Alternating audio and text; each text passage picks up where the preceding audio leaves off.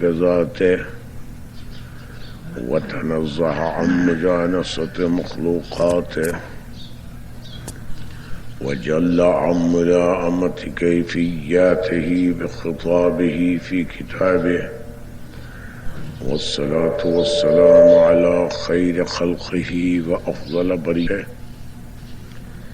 سيد الأنبياء والمرسلين خاتم النبيين نبينا بالقاسم محمد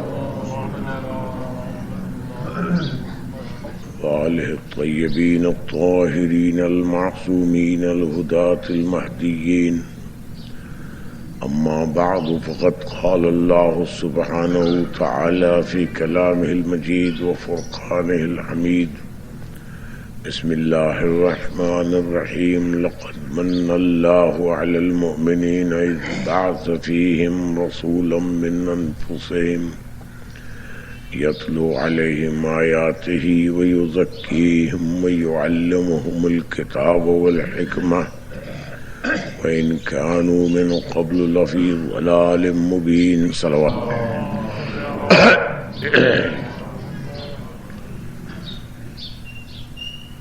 حضرات گرامی، اس آیہ مبارکہ کے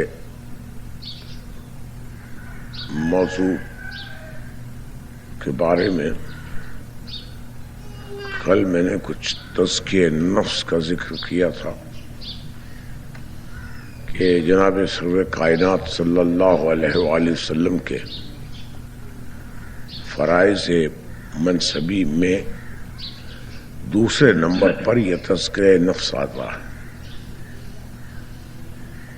تلاوت آیات کے بعد ان کا فریضہ یہ ہو جاتا ہے کہ وہ جن پر تلاوت آیات کر چکے ہوں ان کے نفوس کا تزکیہ کریں۔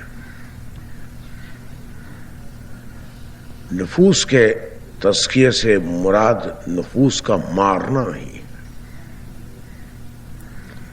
دوسرے مذاہب میں اور ہم میں بنیادی فرق یہ ہے کہ دوسرے مذہبوں میں نفس کو مارنا کہتے ہیں، اسلام نفس کو مارنے کی دعوت نہیں دیتا، نفس کا تزکیہ کرنے کی دعوت دیتا۔ ان دو بنیادی باتوں سے اسلام اور دیگر مذاہب کے درمیان فرق پیدا ہوتے ہیں۔ عیسائیت یا دوسرے مذاہب روحانیت کی تعلیم دیتے ہیں، چھوڑ دو دنیا کو۔ اسلام کہتا ہے چھوڑو نہیں دنیا کو، رہو دنیا میں، لیکن دنیا کے غلام بن کر نہ رہو۔ جناب امیر کا قول صلوات پڑھیے گا کہ لیس الزہد اللہ تملک شیئا ولکن الزہد اللہ یملکک شیء۔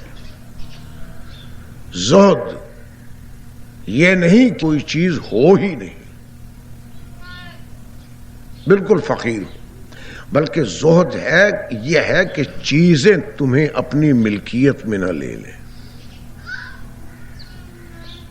یہ دو مختلف رویے ہیں زندگی کے۔ یہاں اجازت ہے کہ چیزیں رکھو جو مل جائیں، لیکن یہ نہیں کہ اگر وہ چیزیں نہ ملیں تو اپنے تمام اصول اور اپنے تمام اقدار کو ترک کر کے ان چیزوں کے حصول کے لیے تگ و دو شروع کر دیں۔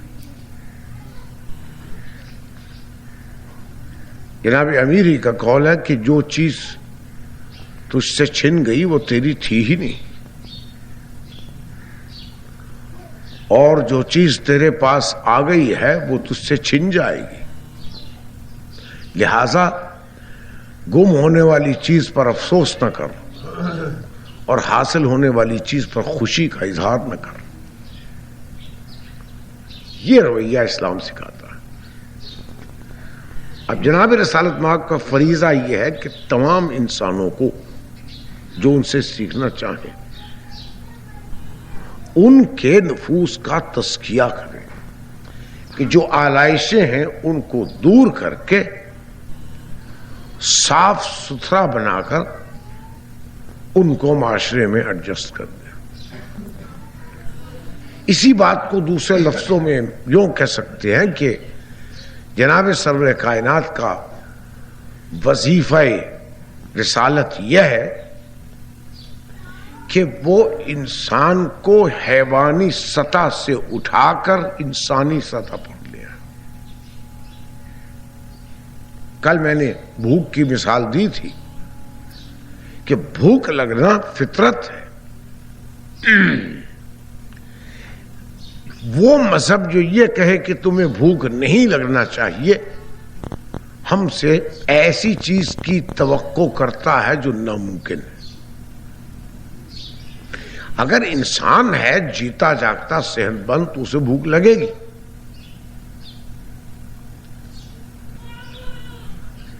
مسئلہ یہ ہے کہ اس بھوک کو مٹانے کے لیے آدمی کیا کرے؟ جانور کی طرح جو ملے کھا جائے یا کوئی اور طریقہ استعمال کرے؟ تو اسلام نے مجھے کہا کہ نہیں، تم جانور نہیں ہو، بھوک کو مٹاؤ لیکن انسانی سطح پر، انسانی طریقے پر۔ یہی فرق ہے انسان اور حیوان میں۔ تو بھوک کے جذبے کا تزکیہ ہو گیا۔ جناب امیر کا قول ہے، ہمارے ہاں تو یہ رواج ہے نا کہ مسلمان نہیں جو گوشت نہ کھائے، یہ نشانی ہے مسلمان کی، گوشت کھائے۔ اور جناب امیر فرماتے ہیں کہ لا تجعلوا بطونکم مقابر الانام، اپنے پیٹوں کو جانوروں کا مقبرہ نہ بناؤ، یعنی گوشت زیادہ کھانے والوں کے لیے کہ بعد میں امراض پیدا ہوتے رہیں گے، یا ٹھوس کر نہ کھاؤ کہ یہاں تک کھانا آ چکا ہے، کھائے چلے جا رہے ہیں، محض اس لیے کہ جن کے گھر کھانا کھانے گئے ہیں ان کو کچھ ذرا نقصان پہنچ جائے۔ ابھی آپ نے دعوتوں پر دیکھا نہیں کیا ہوتا ہے؟ یوں ٹوٹ کر گرتی ہے پبلک کھانے پر، گویا کبھی انہوں نے کھایا ہی کچھ نہیں، اور بعد میں ڈاکٹروں کی تلاش ہوتی ہے۔ تو اگر بیلنس رکھا جائے، کھانا ہم کھاتے ہیں اس لیے کہ اس لیے نہیں کہ اور مصیبت میں پڑ جائیں۔ ذیابیطس کا مریض ہے، گلاب جامن دیکھ کر پھیل گیا اور 2 درجن گلاب جامن نوش جاں، وہ اسے فائدہ نہیں پہنچائیں گے، نقصان پہنچائیں گے۔ بچہ ہے 3 مہینے کا، آپ اسے نہایت مقوی قسم کا حلوہ بنا کر کھلا دیں، اس کا معدہ قبول نہیں کرے گا۔ خوراک وہ جو آپ کے جسم کے متناسب ہو، آپ کے جسم کو قوت بخشے، اس سے آپ کو فائدہ ہو کہ آپ کام کر سکیں، اور وہ خوراک کیا کہ جو آپ کو قوت بخشنے کی بجائے آپ کی قوت آپ سے چھین لے۔ کچھ لوگ کھانے کے لیے جیتے ہیں، کچھ لوگ جینے کے لیے کھاتے ہیں۔ اسلام کہتا ہے جینے کے لیے کھاؤ، اور اگر جینے کے لیے کھانا ضروری نہ ہو تو نہ کھاؤ۔ یہ بھوک کے تقاضے کا تزکیہ ہو گیا۔ تقاضا اپنی جگہ پر، اس کا پورا کرنا اپنی جگہ پر، لیکن توازن۔ یہی حالت ہماری بنیادی ضروریات کی ہے۔ ہمیں مکان کی ضرورت ہوتی ہے، اسلام یہ نہیں کہتا مکان حاصل نہ کرو، حاصل کرو، لیکن اس مکان کو لوگوں کے خون چوسنے کا ذریعہ نہ بناؤ کہ ایک کے بعد دوسرا، دوسرے کے بعد تیسرا۔ اچھے اچھے شرفاء کو میں نے حلفیہ بیان داغتے ہوئے دیکھا ہے کہ خدا کو حاضر و ناظر جان کر کہتا ہوں کہ میرے پاس رہنے کے لیے کوئی مکان نہیں، فلاں کالونی میں الاٹمنٹ ہوئی، ادھر وہ اسے بیچ دیا، پھر ایک حلفِ بیان رکھ دیا۔ تعجب ہوتا ہے کہ اس انسان کو دوسروں سے شرم، اپنے آپ سے شرم کیوں نہیں آتی؟ میں جھوٹ بول رہا ہوں؟ کس لیے؟ ایک زمین کے ٹکڑے کے لیے کہ تاکہ اس پر مکان بنے۔ مکان بنانا عیب نہیں، بنائیے، اپنے لیے، بچوں کے لیے، اپنے عزیزوں کے لیے، دوستوں کے لیے۔ لیکن جہاں اس مکان بنانے میں مقصد فوت ہو جائے اور مکان بنانا مقصد ہو جائے، وہاں اسلام آڑے آتا ہے کہ نہیں، جو نہیں ہوگا۔ یہ اس جذبے کی تہذیب ہے۔ امام جعفر صادق علیہ السلام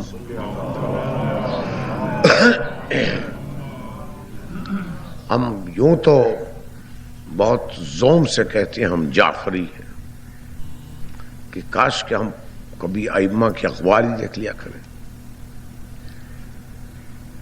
فرمایا کہ جو چیز تیرے پاس تیری ضرورت سے زائد ہے وہ تجھ پر حرام ہے۔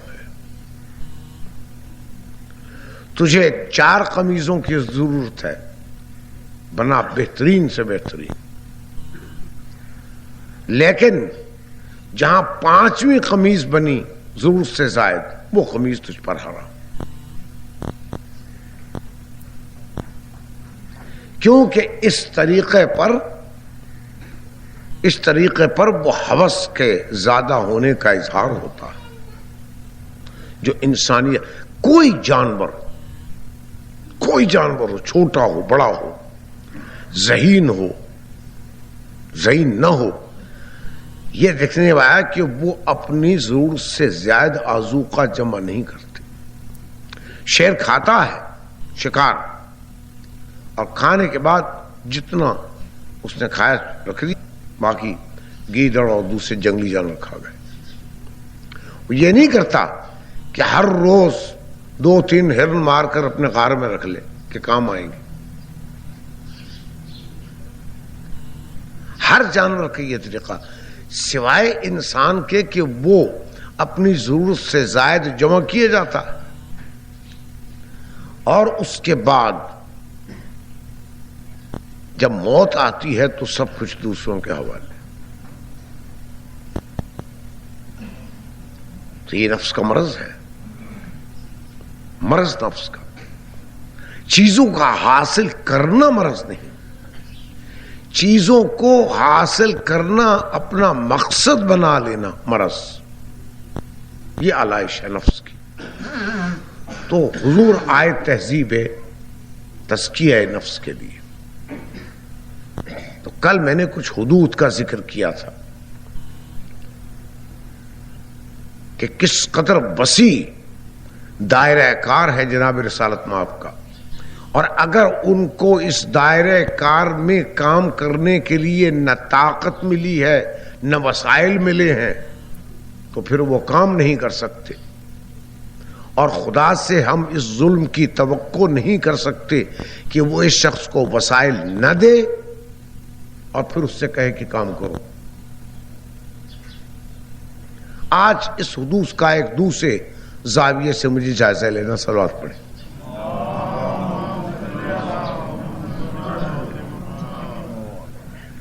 یہ نفس انسانی قدیم حکماء نے مجھے بتایا کہ جو نفس انسانی ہے اس کی 3 سطحیں ہیں۔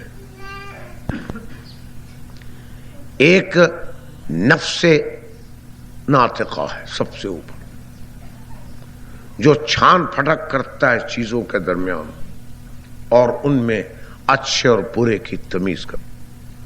ایک نفس لوامہ ہے اس کے نیچے، وہ مجھے روکتا ہے بری چیزیں، وہ چیزیں جو غیر مناسب ہو میرے لیے، زہر میرے لیے مناسب نہیں، وہ کہتا مت کھاؤ۔ اور سب سے آخر میں، سب سے نیچے، نفس امارہ، جو مجھے حکم دیتا ہے یہ کرو یہ کرو یہ کرو، چاہے اس کا مجھے فائدہ ہو یا نہ ہو، کوئی تعلق نہیں ہے۔ تو ہر نفس کی 3 سطحیں، اور ہر سطح سے ایک قوت متعلق ہے۔ نفس مطمئنہ جو سب سے اوپر ہے یہ نفس ناطقہ، اس کی قوت ہے نطق، قوت ناطقہ۔ یہ جو حیوان ناطق ہم کہتے ہیں اور ترجمہ کر دیتے ہیں بولنے والا جانور، ناطق کے معنی بولنے والا نہیں ہے، ناطق کے معنی وہ شخص ہے جو اپنی عقل کو استعمال کر کے اس کا اظہار کرے۔ بولتا تو جانور بھی ہے۔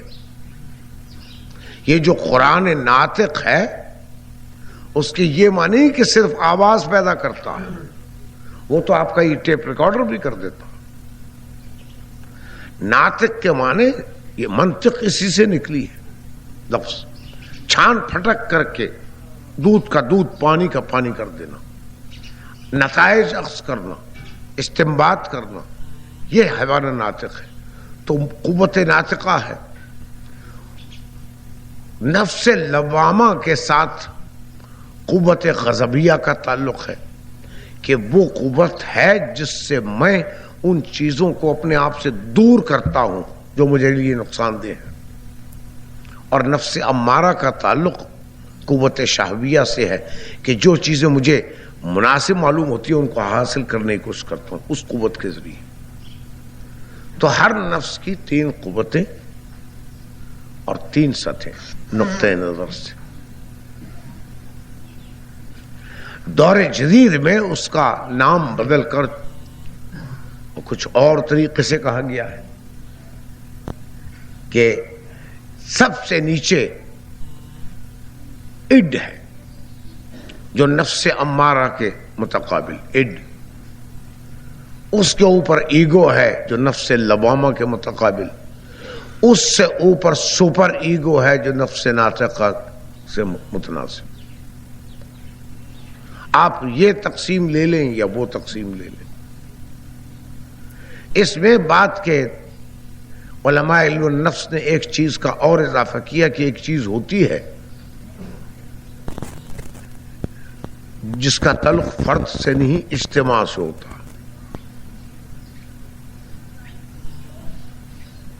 تو چلیے یہ اضافہ کروں۔ پھر بعض علماء علم النفس نے کہا کہ نہیں، ایک ہوتا ہے لاشعور، ایک ہوتا ہے تحت الشعور، ایک ہوتا ہے شعور۔ مثال مختصر سے یوں دینا چاہتا ہوں کہ آپ ایک لڑکے کو حوالے کر دیتے ہیں ڈرائیور کے کہ اس کو موٹر چلانا سکھاؤ۔ اب وہ ڈرائیور اس کو بٹھا کر ہدایات دیتا ہے، یوں کرو، اسٹیئرنگ کو یوں پکڑو، کلچ کو یوں دباؤ اور بریک پر یوں پاؤ، سب ہدایات اسے مل گئی۔ ہدایات دینے کے بعد انہوں نے موٹر کو سٹارٹ کیا اور کہا کہ اب چلاؤ، ساتھ بیٹھا ہوا ہے۔ اب وہ اس لڑکے نے اسٹیئرنگ وہیل کو آپ نے دیکھا اس قدر مضبوطی سے پکڑا ہوا ہے کہ اس کا خیال ہے کہ شاید بھاگ نہ جائے، اور وہ پھونک پھونک کر قدم رکھتا کہ کہیں غلطی نہ ہو جائے۔ ہم کہیں گے کہ وہ شعوری کوشش کر رہا ہے۔ جب اس کی مشق ہو جاتی ہے تو پھر وہی لڑکا اطمینان کے ساتھ موٹر چلا رہا ہوتا ہے، باتیں بھی کر رہا ہوتا ہے، کھا بھی رہا ہوتا ہے، ادھر ادھر بھی دیکھ رہا ہوتا ہے۔ اب وہ موٹر چلانے کا تصور اس کے شعور میں نہیں، تحت شعور میں آ گیا۔ اور ایک چیز ہوتی ہے لاشعور، جس کا ہمیں پتہ نہیں ہوتا کہ اس کے اندر کیا ہے۔ خواہش پیدا ہوئی مجھے، مثلا یہ کہ فلاں چیز حاصل کر لوں، اس خواہش کی تکمیل کا کوئی طریقہ نہیں ہو سکتی، تو میں شعوری کوشش کرتا ہوں اس کو دبا دوں کہ خبردار۔ اب وہ خواہشیں جو ہیں دبتی نہیں ہیں، مرتی نہیں ہیں، فنا نہیں ہوتی، وہ خواہشیں جا کر لاشعور میں جمع ہو جاتی ہیں۔ ہمیں پتہ نہیں ہوتا، بچپن کی کوئی خواہش تھی، نہیں حاصل ہوئی، لاشعور میں جمع ہوئی۔ اب خواب کی حالت میں اس نفس لاشعور سے یہ دبی ہوئی خواہشات اپنا سر اٹھاتی ہیں۔ اگر تو ایگو یا نفس لوامہ ہوا تیز، ہوشیار، تو ان کو واپس کر دیتی ہیں، جاؤ اور اگر ذرا ان کی نگرانی میں کمی ہوئی تو یہ خواہشات خوابوں میں ظاہر ہوتی ہیں، شکل بدل بدل کر، اور ہم خواب دیکھتے ہیں، ڈراونے خواب بھی، اچھے خواب بھی، بعض ایسے خواب بھی کہ مدتوں وہ خواب دیکھنے کا خواب دیکھتے رہتے ہیں، وہ دبی ہوئی خواہشات ابھرتی ایک چند قسم کے خوابوں میں۔ تو یہ گورکھ دھندا ہے نفس انسانی کا۔ لطیفہ یہ ہے کہ آج تک تمام کوششوں کے باوجود علم و نفس ہمیں یہ نہیں بتا سکتا کہ جس کو نارمل انسان کہتے ہیں وہ ہے کیا، جس کے حوالے دیکھیں کہ یہ شخص ایب نارمل ہے یا نہیں۔ اور جب میرے پاس گز نہیں جس سے میں ناپوں، پتہ ہی نہیں مجھے گز کیا ہوتا ہے، تو میں کیسے کپڑا ناپ سکتا ہوں؟ میرے پاس وہ پیمانہ نہیں جس سے دودھ کی پیمائش کر سکوں، میں کیسے پیمائش کر سکتا ہوں؟ نارمل انسان کا معلوم ہونا ایک پیمانہ ہے کہ یہ نارمل انسان ہے۔ اب اس کے حساب سے لوگوں کو جانچیے کہ یہ نارمل ہیں کہ نہیں ہیں۔ جو پاگل آدمی ہے، پاگل، وہ شاید ہمیں پاگل سمجھتے ہو، ہمیں کیا خبر، لیکن دور جدید میں تمام تر ترقیوں کے باوجود علم النفس ہمیں وہ پیمانہ نہیں دے سکا جس سے ہم اپنے آپ کو جانچ کر کہیں کہ آیا ہم پاگل ہیں یا نہیں، یا پاگلوں کو جانچ کر دیکھ سکیں کہ آیا وہ پاگل ہیں کہ نہیں۔ دوسروں کے نفس کو جانچنا تو درکنار، اپنے آپ کو جانچنا ہمارے لیے ممکن نہیں۔ اگر کوئی شخص یہ کہے کہ اپنے نفس میں جھانک کر دیکھو کہ تمہارے لاشعور میں کیا کیا سر چھپائے بیٹھا ہے، تو میں جواب نہیں دے سکتا، کیونکہ مجھے پتا ہی نہیں میرے لاشعور میں کیا ہے۔ اپنے نفس کو جاننا ہمارے لیے ممکن نہیں۔ شاید کوئی ایک آدھ چیز جان لیں۔ بعض اوقات ہم حرکات کرتے ہیں ایسی، خود ہمیں تعجب ہوتا ہے کہ ہمیں کیا ہو گیا تھا، ایسی بات کیوں کی۔ دوسرے اشخاص جانتے ہیں کہ ہم نے ایسی بات کی اور ہمیں کہتے ہیں کہ تم نے یوں، خیال نہیں ہے، اور جب وہ بتا دیتے ہیں کہ ہوا تو حیرت ہوتی کہ اچھا یہ میں نے یوں کیا۔ اپنے نفس کو میں نہیں جان سکتا، اس لیے تو جناب امیر علیہ السلام نے کہا کہ من عرف نفسہ فقد عرف ربہ، کہ جو اپنے نفس کو پہچان لے اس نے اپنے رب کو پہچان لیا۔ وہ نفس اس جسم کے ہر کونے میں ہے اور کسی کونے میں نہیں۔ آپ کہیں بھی سوئی چبھیں درد ہوگا، اس درد کو آپ پوچھئے کہ کیوں ہو، اسے کچھ خبر نہیں۔ درد تو ایک قسم کا نتیجہ ہے، اس کے اسباب کہاں ہیں؟ کوئی نہیں۔ تو جب میں اپنے نفس کو نہیں پہچان سکتا اور نہیں جان سکتا تو دوسروں کے نفوس کا کیا علم حاصل کر سکتا ہوں؟ اور جب میں علم نہیں حاصل کرتا دوسروں کے نفوس کا اور اپنے نفس کو پہچانتا نہیں تو مجھے کیا خبر کہ میرے نفس میں کیا کیا خرابیاں ہیں۔ اور جب میں اپنے نفس کی خرابیوں کو نہیں جان سکتا تو آپ کے نفوس کی خرابیوں کو کیسے جانوں گا؟ اور جب میں خرابیاں نہیں جان سکتا اپنے نفس کی یا آپ کے نفوس کی تو ان خرابیوں کا علاج کے بارے میں کیسے سوچ سکتا ہوں؟ اور جب میں علاج ہی نہیں جانتا تو دوائیاں کیا تجویز کر سکتا ہوں؟ اور اگر مجھ میں سب کچھ موجود ہو نفس کو دیکھ بھی سکوں، پہچان بھی سکوں، ان کی خرابیوں سے آگاہی بھی مجھے حاصل ہو، مجھے اور ان کے دور کرنے کے طریقے بھی معلوم ہو، ان کا علاج بھی کر سکتا ہوں، دوائیاں بھی، اور میرے پاس طاقت نہ ہو کہ وہ دوائیاں دے سکوں یا خرید سکوں، تو میں کیسے علاج کر سکتا ہوں؟ اپنے نفس کا یا اپنے نفوس کا؟ اب خداوند عالم کوئی ہیلتھ سیکٹری نہیں ہے سیکٹریٹ کے کہ اندھا دھند آرڈر ایشو کرتے رہتے ہیں۔ ایک لڑکا جاتا ہے انگلینڈ یا امریکہ، 4-5 سال لگاتا ہے، سالڈ اسٹیٹ فزکس میں پی ایچ ڈی کرتا ہے، اور ہمارے محکمہ تعلیم کے بکرات اسے بلا کے کہتے ہیں کہ اچھا وہ آ گئے ہو تم، تو یوں کرو تم سیکشن آفیسر بن جاؤ۔ جو کچھ نے 4 سال میں کیا ذرا سب صاف، سیکشن آفیسر بن جاؤ۔ میں نے بہت بریلینٹ قسم کے ایم ایس سی بایولوجی کو ایک سکول میں انگریزی پڑھاتے ہوئے دیکھا، پڑھا رہے ہیں انگریزی، اس کی بایولوجی ختم۔ تو اللہ میاں سے یہ توقع تو نہیں کریں گے کہ وہ ایڈمنسٹریٹو آرڈرز اس قسم کے ایشو کرتا ہے کہ اچھا اس کو تزکیہ نفس پہ لگا دو، بغیر دیکھے ہوئے کہ وہ اس قابل بھی ہے کہ نہیں۔ وہ دنیا ہے، یہاں یہ ہوتا ہے کہ جو شخص سب سے زیادہ جاہل ہو اسے تعلیم کا محکمہ سپرد کرتا۔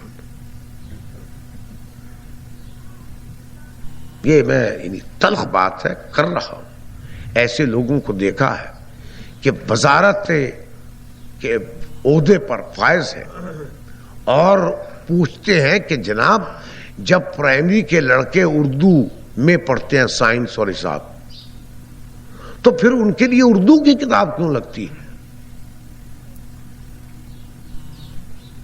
یا یہ میٹرک میں اردو کی کتاب کا ترجمہ کیوں نہیں ہوا؟ جب انہیں کہا جاتا ہے کہ جناب یہ زبان کی کتاب ہے، اردو لوگ اردو میں پڑھیں گے، تو 8 گھنٹے تک اس عظیم انسان کو خبر نہیں رہتی کہ وہ کیا کہے، سمجھا ہے کہ نہیں سمجھا۔ لیکن خدا کا عمل اور ہے، وہ جب کسی کو کوئی کام سپرد کرتا ہے اس کی وسعت کے مطابق کرتا ہے، اس کی مقدرت کے مطابق۔ لا یکلف اللہ نفسا الا وسعها۔ تو کیا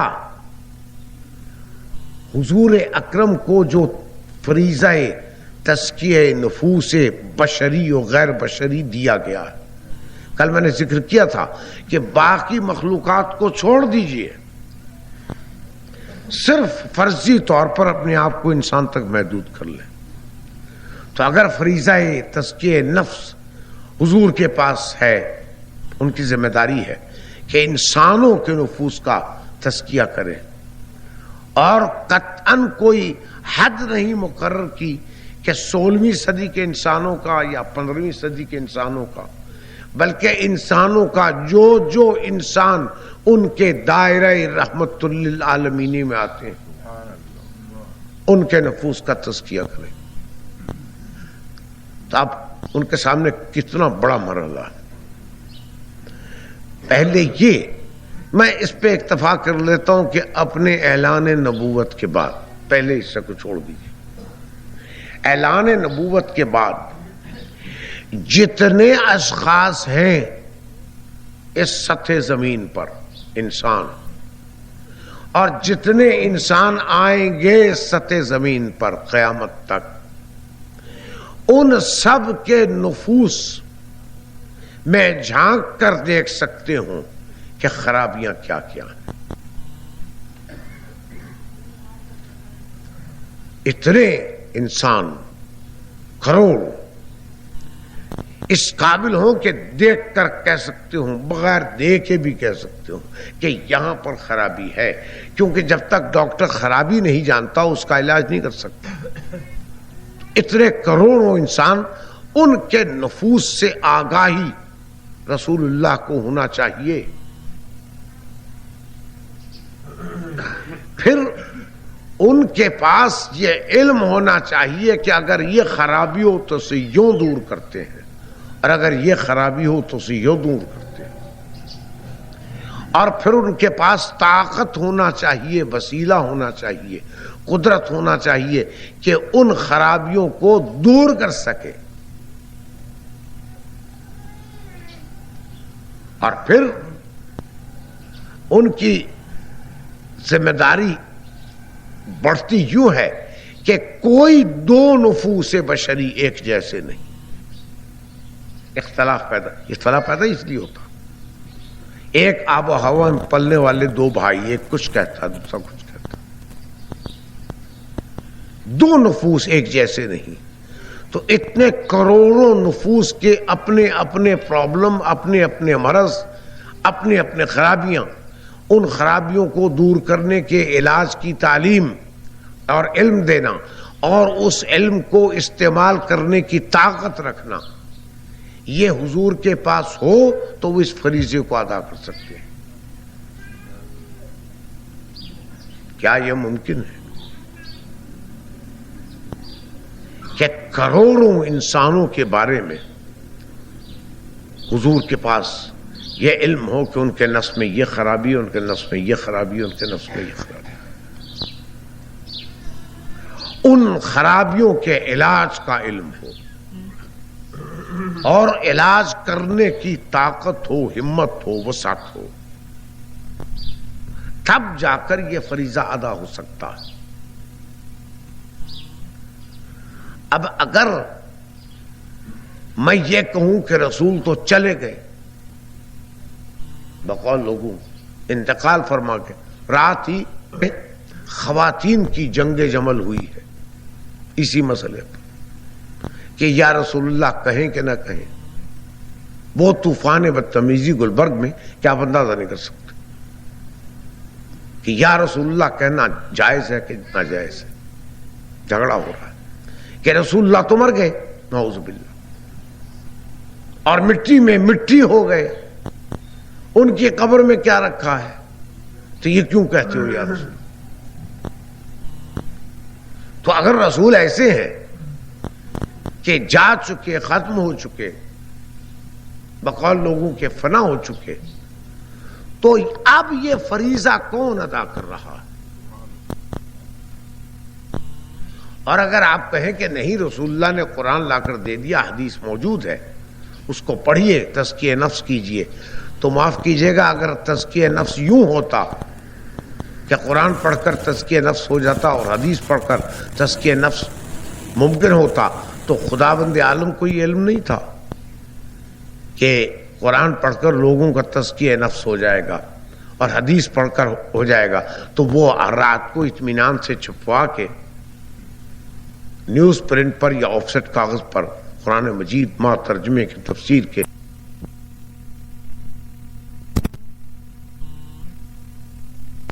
اور شاید کم ہو جاتے۔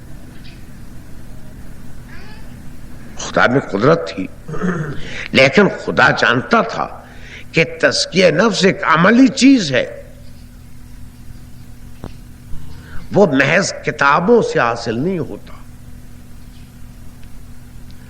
آپ تیراکی کا علم، موٹر مکینک کا علم، بجلی کا کام، ریڈیو کا کام کتابیں پڑھ کے نہیں سیکھ سکتے جب تک کہ ان کتابوں کو پڑھنے کے بعد اس کو عملی شکل نہ دیں۔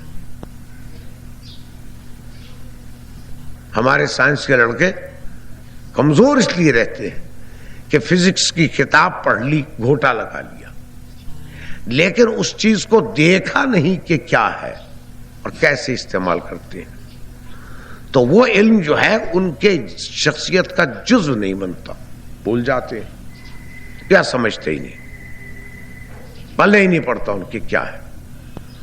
تو تزکیہ نفس تو کتاب پڑھ کر نہیں ہوگا جب تک کہ کوئی تزکیہ نفس کرنے والا نہ ہو۔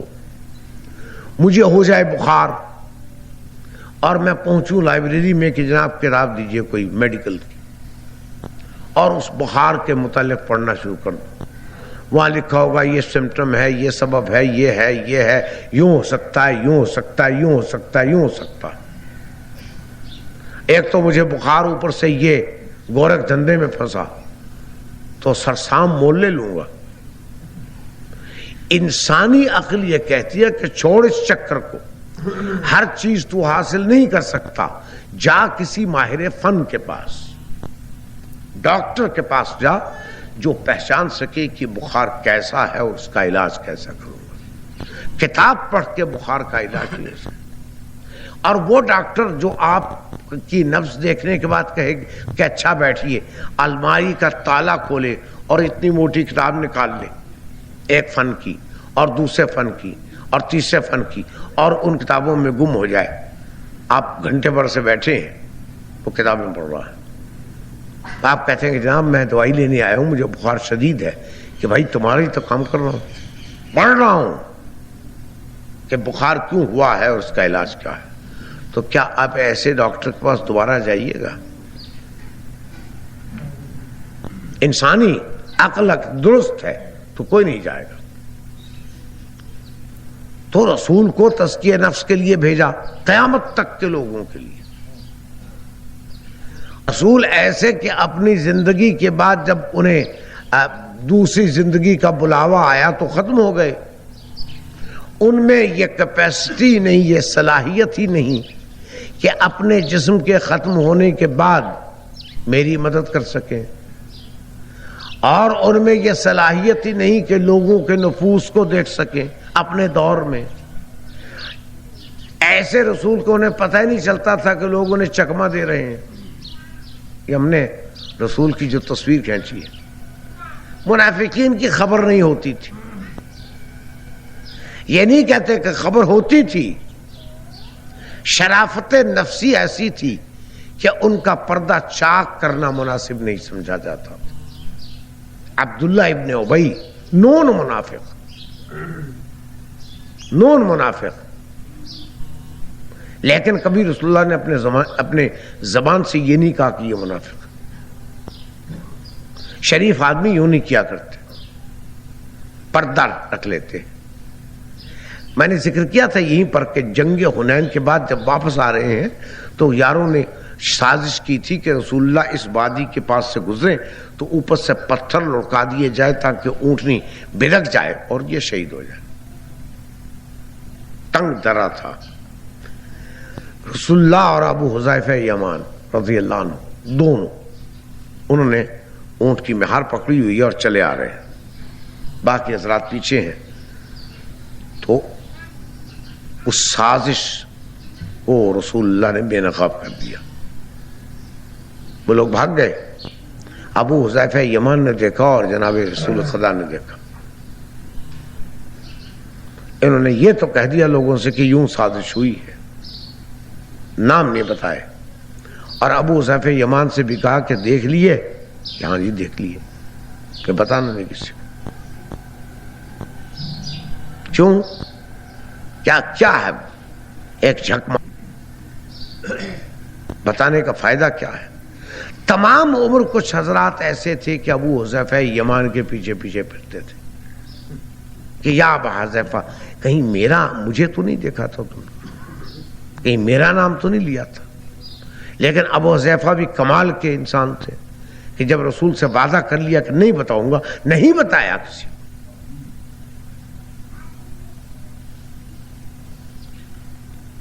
اے کاش کے بتا دیا ہوتا تاکہ جھگڑا ختم ہو جاتا، لیکن وہ رسول کی شان نہیں ہے، شریف آدمی یوں نہیں کیا کرتا۔ پر یہ دو شکلیں ہیں کہ یا تو رسول کے پاس یہ ایکوپمنٹ نہیں، یہ کیپیسٹی نہیں، یہ صلاحیت نہیں کہ وہ تمام نفوس بشریہ کہ گھور اندھیروں میں جھانک کر دیکھ سکیں کہ یہاں کیا کیا بلائیں بیٹھی ہیں اور ان کا علاج کیسے ہو سکتا ہے، اور ان کے پاس علاج کرنے کی طاقت ہو، اور یا پھر ان کے پاس یہ طاقت نہ ہو اور وہ میری اور آپ کی طرح اپنے نفس کو بھی نہ پہچانتے ہو۔ اگر رسول ایسے ہیں کہ اپنے نفس کو بھی نہیں پہچانتے تو پھر جناب وہ تو یہ کام نہیں کر سکتے، ناممکن ہے۔ تو خداوند عالم نے یہ ذمہ داری دی کیوں ہے؟ خود کہتا ہے کہ کبھی ذمہ داری نہیں دیتا، جب تک اس میں طاقت نہ ہو. جب رسول میں یہ کیپیسٹی نہیں تو وہ ذمہ داری کیسے نبھائیں گے؟ کیا انہوں نے یہ ذمہ داری نبھائی؟ یہ بھی دیکھنے کا سوال ہے. اگر رسول محض بشر ہیں ہم جیسے تو تمام بشری تقاضے ان میں ہونا چاہیے. انہیں اس قابل نہیں ہونا چاہیے کہ کسی شخص کے نفس کے اندر کی چیزوں کا سراغ لگا سکیں. اگر ایسا ہے تو اس کا علاج کیا کریں گے؟ تزکیہ کیا کریں گے؟ بعض اوقات ہم کرتے حرکت کچھ اور ہے، پیچھے محرک کوئی بالکل الٹ ہوتا. ایک شخص بیٹھا بھیک مانگ رہا خیرات اپاہج، اور دوسرا شخص سائیکل پر جا رہا ہے. اس کی فریاد سن کر جیب سے 1 روپیہ نکالتا ہے، سکہ، اور پھینک دیتا اس کی طرف تاکہ اس کی مدد ہو. بدقسمتی سے وہ سکہ بجائے اس کے پاس کرنے کے اس کے ماتھے پر یا اس کی آنکھ پر جا لگتا ہے، چوٹ لگتی ہے اسے. اب عمل جو ہے وہ غلط تھا، چوٹ لگی ہے. لوگ یہی سمجھیں گے کہ اس نے اس فقیر کو جان بوجھ کر نقصان پہنچایا ہے. نیت اس کی مدد کرنے کی تھی. نیت اور عمل کا اظہار کسی اور طریقے سے. ایک اور شخص جاتا ہے اور بھیک مانگنے والا اس سے بھیک مانگتا ہے. وہ مذاق کے طور پر کہتا ہے کہ اچھا وہ جو پھٹا ہوا نوٹ تھا نا روپے کا، دے دو اس کو. ہاتھ مارتا ہے اور نوٹ اس کے حوالے کر دیتا ہے. گھر جا کر پتہ چلتا ہے کہ وہ روپے والا نوٹ نہیں تھا بلکہ 10 روپے یا 5 روپے کا اور نوٹ تھا جو اس کو دے دیا. اب پچھتاتا ہے. کیا کرے؟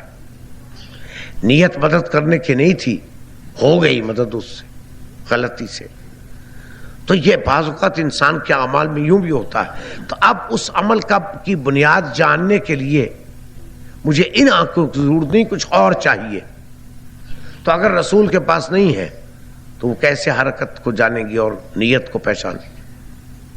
یہ فیصلہ آپ کے ہاتھ میں کہ بتائیے کہ آپ کا رسول کیسا ہے. ایسا جیسے ہمیں، تو پھر اس میں یہ کیپیسٹی نہیں کہ وہ یہ کام کر سکے. اور اگر کیپیسٹی ہے آپ کے رسول میں اور وہ سوچ سمجھ کر جان بوجھ کر چھان پھٹک کر یہ کیپیسٹی دی ہے، تو پھر آپ کو یہ کہتے ہوئے ذرا باک ہونا چاہیے کہ وہ ہم جیسا ہے. وہ اپنی کمزوریاں اس میں تلاش نہ کرے. یہ بالکل سیدھی، اس میں کسی قال و قیل کی ضرورت نہیں ہے. سیدھی سادی منطقی بات ہے کہ اگر ایک ذمہ داری آپ کے سپرد ہوتی ہے اور آپ اس کو ادا کرنے کے اہل نہیں اور آپ خرابی کر دیتے ہیں تو پھر ذمہ داری آپ کی نہیں، اس شخص کی ہے جس نے ذمہ داری دی. اگر رسول اس قابل نہیں کہ اس تہذیب نفس یا تزکیہ نفس کا فریضہ ادا کر سکیں تو ذمہ داری پھر خدا کی ہے. تو پھر ہم سے کیوں تقاضا کرتا ہے؟ جب خود اپنی ذمہ داری نہیں پہچانتا تو مجھے کیوں کہتا ہے ذمہ داری پہچان؟ تو بات بہت دور تک چلی جائے گی. اور اگر میرے رسول میں یہ طاقت ہے کہ وہ نفوس بشریہ کی گہرائیوں میں اتر کر ان کے خرابیوں کو دیکھ کر ان کو وہاں سے نکال سکے، تو پھر یہ کیسے کہہ سکتے ہیں کہ وہ ہم جیسا ہے؟ شکل و صورت میں ہم جیسا ہے. اب اس کی کیپیسٹیز، اس کی طاقتوں کا اندازہ آپ کیسے کریں گے؟ جب آپ اس کی طاقتوں کا اندازہ نہیں کر سکتے تو آپ کیسے کہہ سکتے ہیں کہ وہ اس وقت میری مدد نہیں کر سکتا؟ صبح کر سکتا ہے، شام کو نہیں کر سکتا، رات کو کر سکتا ہے. یہ میں فتویٰ اس وقت دے سکتا ہوں جب میں ایک چیز کو جانتا ہوں اچھی طرح. میں تو اس قابل نہیں کہ اپنے نفس کو جان سکوں، تو پھر مجھ سے توقع کی جائے کہ میں نفس رسول کو پہچان سکوں. یہ حماقت نہیں تو اور کیا ہے؟ ہم اور رسول و نفس رسول کو پہچانے،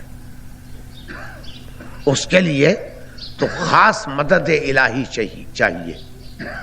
ہم اتنے کمزور انسان، لیکن دعویٰ کہ ہم پہچانتے ہیں، بس اسی سے گڑبڑ ہوتی ہے. معاشرے میں کہ نہیں پہچانتے، نہیں جانتے، لیکن دعویٰ ہے کہ ہم جانتے ہیں، اور جو جانتا ہے وہ خاموش ہے کہ کیا کہوں اب ان سے، کیا کہوں۔ لوگ نہیں جانتے تھے کیا حسین مکے سے کیوں نکل رہے، نہیں جانتے تھے، لیکن وضعوں میں خود کہتے تھے ہم جانتے ہیں۔ ہر ایک آ رہا مشورہ دینے کے لیے، کیا حسین کوفے مت جاؤ؟ حسین کہتے ہیں کہ تمہاری نیت بڑی اچھی ہے، خدا تمہیں خوش رکھے، لیکن کچھ ایسی باتیں ہیں کہ میں انہیں بتا نہیں سکتا۔ اور آج بھی بے شمار لوگ ایسے ہیں کہ امام حسین نے کیا غلطی کی، کیوں گئے؟ بیعت کر لیتے، اطمینان سے بیٹھے رہتے، اور یزید آخر کب تک زندہ رہتا؟ گویا امام حسین علیہ السلام میں نعوذ باللہ اتنی بھی عقل نہیں تھی جتنے ان حضرت بقرات میں۔ وہ اپنا برا بھلا نہیں سمجھتے تھے، یہ آج 1400 سال کے بعد سمجھ رہے ہیں ہے، لیکن امام حسین جانتے تھے وہ کیا کر رہے ہیں، کیونکہ جو شخص نہیں جانتا کہ اسے کیا کرنا اور وہ کیا کر رہا ہے، وہ منصوبہ بندی نہیں کیا کرتا، قطعاً منصوبہ بندی نہیں کر سکتا۔ صرف وہی نہیں بلکہ اس کے عزیز و اقارب بھی۔ آپ تصور کریں اس واقعہ کربلا کی منصوبہ بندی کس کس نے کی ہے۔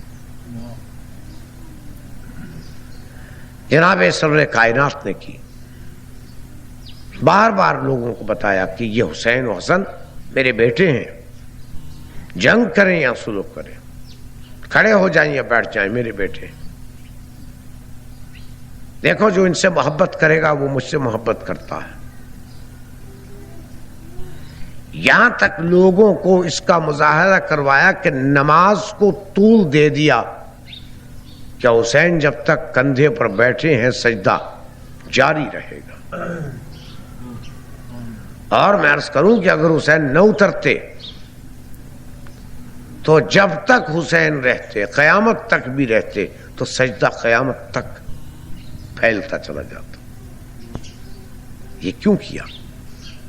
آخر اور بچے بھی تھے مدینے میں، رسول اللہ بچوں سے بڑی محبت کرتے تھے، تو ان بچوں کو کندھے پر سوار کرا کے کیوں نہیں پھرا کرتے تھے انہیں؟ اور جب کوئی کہتا تھا کیسی اچھی سواری ہے تو کہتے تھے یہ نہ کہو بلکہ یہ کہو سوار کیسے اچھے ہیں، سواری کیسے کرنا۔ رسول کائنات اور حسن و حسین کے لیے سواری کا کام دے۔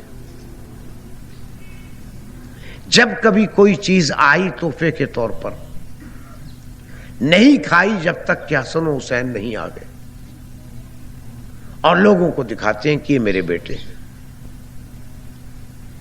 کیا یہ بشری محبت تھی؟ اگر بشری محبت تھی تو لوگ کہتے ہیں ان کی اور بھی بیٹیاں تھیں، تو ان کی اولاد کے ساتھ بھی کبھی ایسا سلوک کر لیا ہوتا، یا ان کے ساتھ۔ تاریخ تو مجھے کہیں نہیں بتاتی کہ رسول اللہ روز مدینے کی گردش کرتے تھے اور ہر بیٹی کے گھر پر دق الباب کر کے کہتے تھے السلام علیکہ یا اہل بیت النبوہ۔ ایک ہی بیٹی ہے، روزانہ گردش، روزانہ گردش۔ اگر بھوکے ہیں اور فاطمہ جی کو کھانے کے لیے ہے، اور فاطمہ کہتی ہوں کہ میں تو خیر کیا میرے بیٹے بھی بھوکے ہیں، تو رسول اللہ خود جاتے ہیں تلاش میں روزی کی، اور کام کر کے کما کر حسنین کے لیے لاتے ہیں۔ یہ سب کچھ اس طرح کے لوگوں کو پہچان لے، اور اس کے بعد پیشن گوئیاں کرتے ہیں کہ ایک وقت آئے گا جب میرا حسین یوں قتل ہوگا۔ جناب ام سلمہ کی روایت مشہور روایت ہے، ان کو پورا بتایا کہ دیکھو یہ پوٹلی ہے، سرہ ہے مٹی کا، یہ میرے حسین کے قبر کی مٹی ہے، دیکھتے رہنا، جب یہ مٹی سرخ ہو جائے تو سمجھ لینا کہ میرا حسین شہید ہو گیا۔ ابھی حسین چھوٹے سے پیدا ہوئے، اذان دی، خوش ہوئے، اور اس کے بعد کہا کہ میرا یہ بیٹا ایسے وقت میں یوں مارا جائے گا، خود بھی روئے، پورے خاندان کو رلایا، گھٹی میں ڈال رہے بچے کی، کیسا ہوگا؟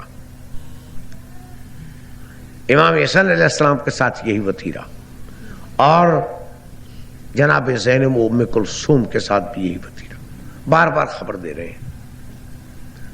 بچہ سمجھتا ہے کہ کیا ہو رہا ہے، قطع نظر اس کو چھوڑ دیجیے عقیدے کو کہ امام جو ہے مجھ جیسا ہے یا آپ جیسا ہے، فرض کر لیجئے کہ امام بالکل بشر ہے، یہ کیا ہو رہا ہے؟ بچے کی تربیت ہو رہی ہے۔ زینب کے بازو چومتے ہیں رسول اللہ بھی اور جناب امیر بھی، اور جب کوئی پوچھتا ہے بتاتے نہیں ہیں، زمانہ بتائے گا، اور زمانے نے بتا دیا کہ کیوں چومتے تھے۔ امام حسین علیہ السلام کا گلا چومتے تھے جناب سرور کائنات، گلا، پیار کے مقام بھی ماتھا چوم سکتے تھے، گال چوم سکتے، گلا چومتے۔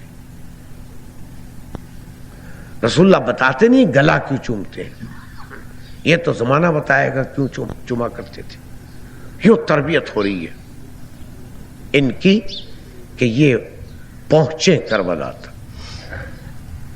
اور بار بار دہرایا جا رہا ہے تکرار کے ساتھ۔ اور امام حسین پہلے پہنچے کربلا۔ جب لوگوں نے کہا کہ بیویوں کو کیوں لیے جا رہے ہو، تو کہا کہ خدا کی مرضی یہی ہے کہ یہ قیدی ہوں، قیدی ہوں۔ کربلا میں پہنچے حضرات، آج ہے 7 تاریخ محرم کی، آغاز ہو چکا ہے پانی کی پابندی کا۔ خیمگاہ میں پانی ابھی موجود ہوگا، ابھی اصغر پیاسے نہیں ہوں گے، ابھی رباب اس قابل ہوں گی کہ اصغر کی پیاس بجھا سکے۔ ابھی سکینہ کو ہاتھ میں کوزہ لے کر ادھر ادھر پھرنے کی ضرورت نہیں ہے کہ چچا جان پیاس نے قتل کر دیا۔ ابھی امام محمد باقر علیہ السلام کو پیاس نہیں لگی، ابھی خیمہ گاہ میں پانی کی ضرورت کا احساس بھی پیدا نہیں ہوا، لیکن جناب عباس جانتے ہیں کہ اب پانی نہیں آ سکتا، اور کل صبح یہ احساس بیدار ہوگا جب پانی ختم ہو چکا ہوگا۔ بڑوں کے لیے، بچوں کے لیے زبانیں سوکھ کر کانٹا بن چکی ہوں گی، کچھ بچے رو رہے ہوں گے، کچھ خاموش ہوں گے، سکینہ چیخ رہی ہوں گی چچا جان پانی پلائیے۔ ناز ہے چچا پر، چچا پر ناز ہے کہ کون میرے، یہ چچا عجیب و غریب چچا ہے دنیا کا، دنیا نے ایسا چچا نہیں دیکھا، یہ تنگ کرتی ہوں میں، ابھی وہ موقع نہیں آیا۔ 7 محرم پانی کی پابندی کی تاریخ، اور 10 محرم پانی ختم ہو چکا ہے، اور لوگ جا رہے ایک کے بعد دوسرے، شوق سے جا رہے ہیں، سبقت لے کر جا رہے ہیں۔ آخر ایک جوان آتا ہے امام حسین علیہ السلام کے پاس، اس جوان کو دیکھ کر امام حسین کچھ نہیں کرتے، چہرے کی طرف دیکھتے ہیں، اور لوگوں نے پوچھا بھی ہے کہ حسین اس کے چہرے کی طرف کیوں دیکھتے ہو؟ کہا کہ اس چہرے میں مجھے اپنے نانا کی تصویر نظر آتی ہے۔ اور جوان کیسا؟ 18 برس کا، فرما بردار، مطیع۔ جب اس جوان سے امام حسین نے کہا کہ ایک خواب میں نے دیکھا ہے کہ لوگ کہتے ہیں، کوئی کہہ رہا ہے کہ لوگ جا رہے ہیں اور ان کی موتیں ان کے پیچھے پیچھے آ رہی ہیں، تو ایک سوال پوچھا کہ بابا کیا ہم حق پر نہیں؟ کہا کہ کیوں نہیں؟ کہا کہ پھر لا ابالی بالموت، میں اس موت کی کیا پرواہ کروں، یہ تو شہد سے زیادہ میٹھی ہے۔ جوان، اور کیسا جوان کہ ماں اور پھوپھیوں کی آنکھ کا تارا، ناپ ناپ کر جوان کیا کہ زینب کا یہ عالم ہے کہ اپنے بچوں کی پرواہ نہیں لیکن اکبر کی پرواہ نہیں، اور ماں کا عالم یہ ہے کہ ناز کرتی ہیں کہ ہے کوئی عورت اس دنیا میں جو فاطمہ کی بیٹیوں کے بعد مجھ سے افضل ہو۔ اور جب امام حسین پوچھتے ہیں کہ لیلا کیا بات ہے، کیسے، کہتی ہیں کہ کون عورت ہے جس کا بیٹا اکبر جیسا۔ علی اکبر میں اجتماع تھا عرب کے 2 قبیلوں کی اچھی خصوصیات کا، باپ کی طرف سے بنو ہاشم اور بنو طالب کے، اور ماں کی طرف سے بنو امیہ کی خصوصیات بہترین، کہ جناب لیلا کی والدہ امیر شام کی بہن تھی، ابو سفیان کی بیٹی، رسول اللہ کی زوجہ ام حبیبہ رضی اللہ عنہ کی بہن لیلا کی والدہ۔ ایک بار امیر شام نے اپنے دربار میں لوگوں سے پوچھا کہ میرے بعد خلافت کا مستحق کون ہے، تو مختلف لوگوں نے مختلف رائے دی، اکثر نے کہا کہ تو ہے یا تو تیرا بیٹا ہے، تو اس نے کہا تم سب جھوٹے ہو، میرے نزدیک اگر کوئی مستحق خلافت اس وقت ہے تو وہ حسین کا بیٹا علی ہے۔ یہ رائے ہے امیر شام کی۔ اس میں بنو ہاشم کی جتنی رعنائیاں تھیں دمک رہی تھی۔ حسین کیا کیا گوہرہائے نام آبدار لے کر کربلا میں آ گئے تھے کہ وہاں لٹ گئے۔ کل میں نے امام زین العابدین کا تذکرہ کیا تھا کہ علی کی تصویر شکل میں، صورت میں، بولنے میں، چلنے میں، کہ جب شام کو ٹہل رہے تھے 9 تاریخ کو گھوڑے پر، تو لوگوں نے امام حسین سے بار بار کہا کہ آقا معلوم ہوتا ہے جیسے علی ابن ابی طالب آ گئے۔ بقول حافظ کفایت حسین مرحوم کے، خدا ان کے درجات کو بلند کرے، کہ خدا جانے کس کی نظر کھا گئی کہ اب جو خیمے میں گئے ہیں تو پھر نکل نہیں پائے، زینب نے اٹھا کر نکالا۔ علی اکبر ہیں، عباس ہیں، قاسم ہیں، خیال عباس کے متعلق نام ہی ہے قمر بنی ہاشم، علی اکبر شبیہ رسول۔ جب صبح عاشور اذان دی ہے علی اکبر نے، روز اذان کوئی اور دیا کرتا تھا، یہ صبح عاشور کیوں اذان دلوائی؟ کہ ابھی کچھ لوگ باقی ہیں جنہوں نے رسول اللہ کی آواز سنی ہوئی ہے، تو تاریخ یہ کہتی ہے کہ جب علی اکبر نے پہلی بار اللہ اکبر کہا تو کچھ لوگ خیموں سے حیران ہو کے باہر نکل آئے تھے کہ یا الہی یہ کیا کہ رسول اللہ اذان دے رہے ہیں، وہی آواز، وہی لہجہ۔ یہ کربلا کی فضا کو رسول اللہ کی اذان سنانا تھی حسین کو۔ اور کیا شعر کہا ہے امیر انیس نے اس بارے میں، کیا شعر کہا ہے جب اذان دے رہے ہیں جناب اکبر کہ شعب فضا میں پنکھڑیاں جیسے پھول میں، بلبل چہک رہا تھا ریاض رسول میں۔ علی اکبر کی اذان آج بھی گونج رہی ہے، اگر کان ہو سن سکتے ہیں۔ اذان دی، ایسا جوان رانا اور اتنا تابع، کیا حسین نے اگر کہہ دیا علی اکبر یہاں کھڑے ہو جاؤ تو کھڑے آئے اجازت لینے کے لیے، بابا اب مجھے اجازت دیجیے۔ حسین نے دیکھا، یہ نہیں کہا اجازت نہیں دیتا، دیکھا ایک بار آنسو کچھ گرے، کہا کہ علی اکبر میں منشائے خداوندی میں رکاوٹ نہیں بن سکتا، لیکن تم اس ماں سے تو پوچھاؤ اور اس پوپھی سے تو پوچھو کہ وہ اجازت دیتی ہیں کہ نہیں دیتی؟ علی اکبر خیمے میں آئے، ماں سے کہا کہ مجھے، ماں نے دیکھا اور درد بھری آواز میں کہا ہوگا کہ اکبر ماں ہوں تمہاری، لیکن پالا ہے تمہیں پھوپھی نے، ذرا زینب سے پوچھو کہ جاؤں کہ نہ جاؤں۔ اور جب زینب کے پاس گئے ہوں گے اجازت طلب کرنے کے لیے تو زینب نے کہا ہوگا علی اکبر جو گیا ہے واپس نہیں آیا، میں تو تیری وجہ سے اون و محمد کو بھول بیٹھی تھی، اب تم بھی جا رہے ہو۔ بہرحال اجازت لی، امام حسین کے پاس آئے کہ اب تو میں اجازت لے آیا ہوں۔ امام حسین نے کہا کہ اچھا جاؤ بیٹا سدھارو، لیکن خیمے میں جا کے ذرا بن سنور کے اور الوداع کہہ کے آؤ۔ علی اکبر کو کمر میں پٹکا خود باندھا، تلوار سجائی ہے جسم پر اور بھیجا ہے خیمہ گاہ میں۔ اب یہاں خیمہ گاہ میں کیا ہو رہا ہے مجھے پتہ نہیں،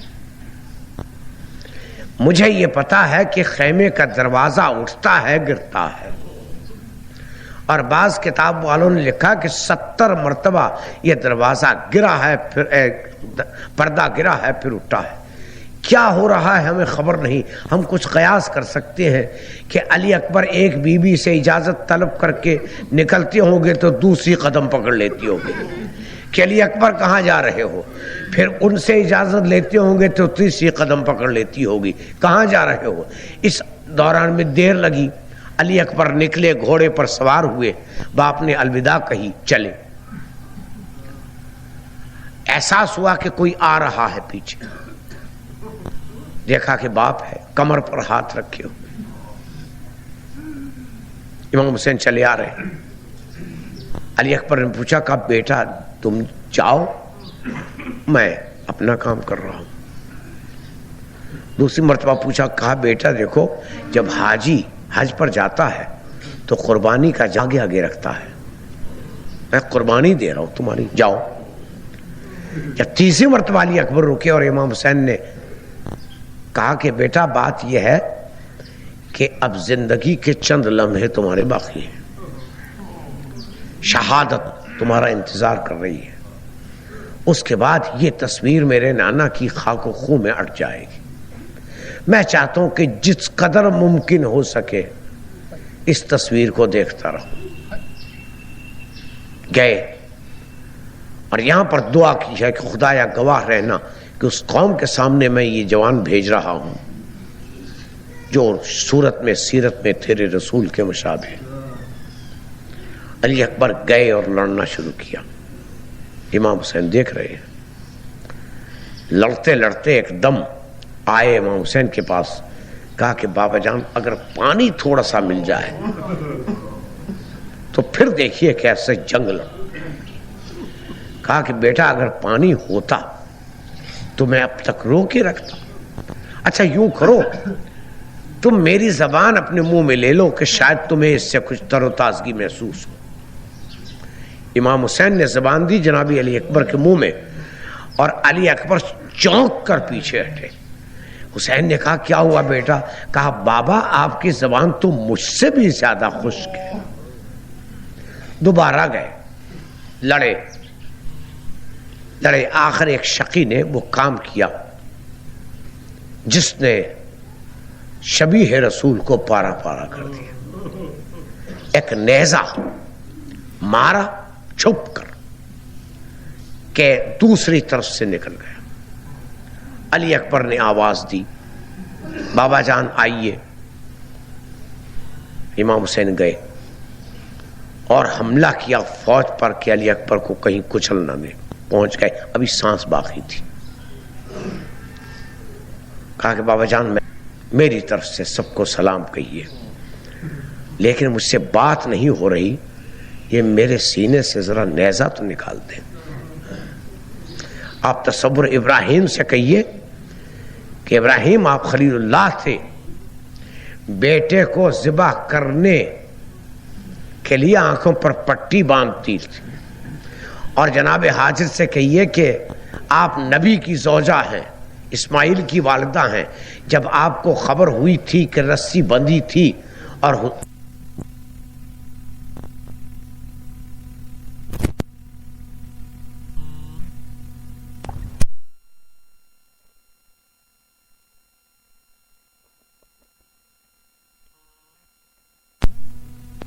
تو محض اس تصور سے آپ بے ہوش ہو گئی تھی کہ اگر چھری چل جاتی تو میرے اسماعیل کا کیا ہوتا۔ ادھر آئیے دیکھیے کربلا میں کہ بوڑھا باپ 18 سال کے جوان بیٹے کے سینے سے نیزہ نکال رہا ہے۔ انیس نے شعر اس پہ کہا تھا کہ کہا رو کے اکبر نے اے درد تھم جا کہ سینے سے بابا سنا کھینچتے ہیں۔ سینے سے نیزہ کھینچا، نیزہ جو کھینچا تو پہلے تو نکلتا نہیں تھا، اب جو نکلا تو اس کے ساتھ دل اکبر کے ٹکڑے پروئے ہوئے نکلے۔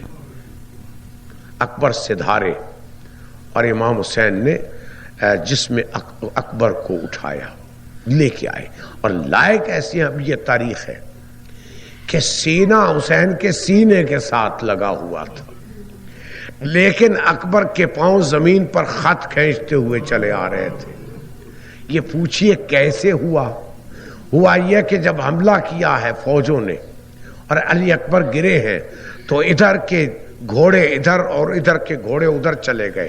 علی اکبر کی لاش میں یہ کیفیت پیدا ہو گئی کہ اپنے حد سے زیادہ طولانی پہنچائی خیمہ گاہ میں۔ اب جا کر کیسے کہیں زینب سے، کیسے کہیں ام کلثوم سے، کیسے کہیں لیلا سے کہ اکبر جا چکے؟ یہ نہیں کہا حسین یہ آخری ہیں شہید، بس یہ کہا کہ بیبیوں فاطمہ کی بیٹیوں اب حسین کو الوداع کہہ لو، اور فاطمہ کی بیٹیاں سمجھ گئیں کہ اکبر جا چکے۔ سب روئی ہیں، فریادیں کی ہیں، سوائے اکبر کی ماں نے خاموش نہیں۔ اب اندازہ نہیں کر سکتے اس ماں کے دل کا۔ جناب زینب بولتی رہی ہیں، درمیان میں بخار نکالتی رہی ہیں۔ اس لیلا نے یزید کے دربار میں بھی بات نہیں کی، حالانکہ یزید رشتہ دار تھا، یزید کی پھوپھی ذات تھی جناب لیلا، لیکن سبحان اللہ کیا وفا ہے کہ یزید نے کہا ہوگا کہ میری پھوپھی ذات ہے، اس کو کمرے میں رکھو، لیکن جہاں زینب رہی وہی رہی۔ اور اس کے بعد جب کربلا لوٹا ہے قافلہ تو وہاں پہنچ کر لیلا نے جناب زینب سے کہا کہ اب آپ جائیے اور میں یہی رہوں گی۔ وہاں پر ایک خیمہ لگا کے پڑھ رہی ہیں۔